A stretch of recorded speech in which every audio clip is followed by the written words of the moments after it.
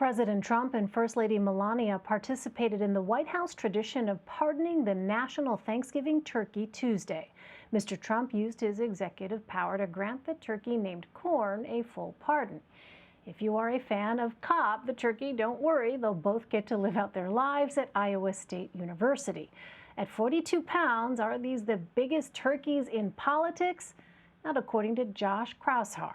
He takes a look at the, quote, biggest political turkeys of 2020 in his latest article for the National Journal. Josh, I can't believe it's that time of year. First of all, explain to us what the term turkey means in this context.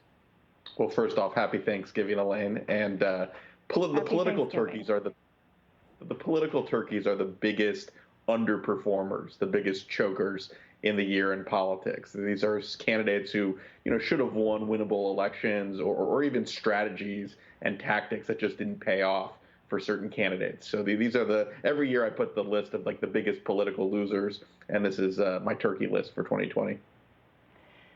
Okay, seems kind of mean, but let's run through your list. First, you have Arizona Senator Martha McSally. Explain why. Yeah, Senator McSally was appointed to her seat after losing the election in 2018, but she has the distinction of losing two very winnable Senate races in 3 years. She ran in Arizona, didn't win in 2018 against Kirsten Sinema, and she won in a state that President Trump came within about a half point of winning, and she ran pretty significantly behind President Trump's standing in the state of Arizona. So she's really probably not going to have a future in Arizona politics, given her standing in recent elections. Yeah, well, your number two political turkey also comes from a Senate race. Explain why Amy McGrath made your list. Yeah, we saw a trend this year where candidates that spent a lot of money didn't do that well, and Amy McGrath raised $88 million in her race against Mitch McConnell, and yet Mitch McConnell scored one of his biggest margins of victory in his entire Senate career. And look, McGrath has a very good biography, a military veteran. She ran for the House unsuccessfully in 2018. But, when you spend that much money, you get that much of a profile, and you lose by almost 20 points. That's just not a distinction you'd like to have in politics. Yeah, well, and then third, you have one of the wealthiest men in American politics, former New York City Mayor Michael Bloomberg. Remind us, because it feels like it was so long ago, but remind us what happened to him this year. Yeah, money doesn't buy you love in politics, and Michael Bloomberg learned that the hard way. He spent about $1 billion of his own money, as we all remember, in the presidential primary.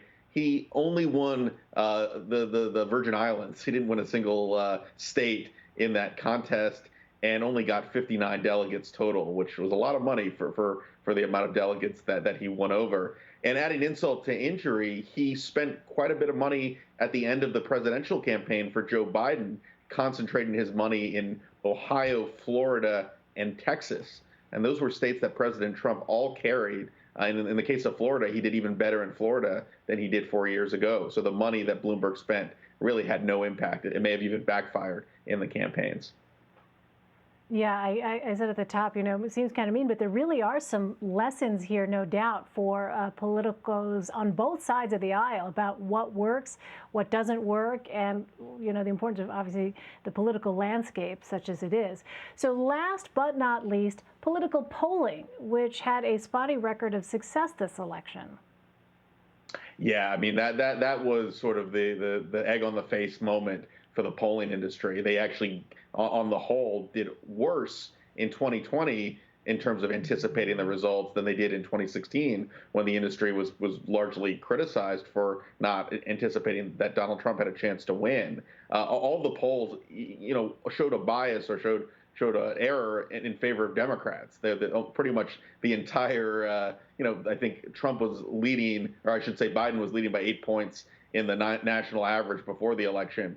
He's probably Biden's only going to win by about 4 points when all is said and done. And there were some races like Susan Collins' campaign in Maine. There wasn't a single poll that showed her leading throughout the entire year. She won by 10 points. It was a landslide.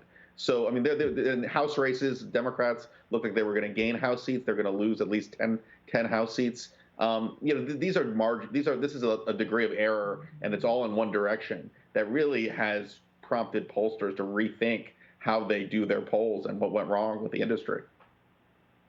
Yeah, there's been so much soul searching about maybe we need to figure out better how to reach some of these folks, because clearly when you look at those numbers, as you say, there's a real difference between what they had shown leading up to the election and what we saw after the election.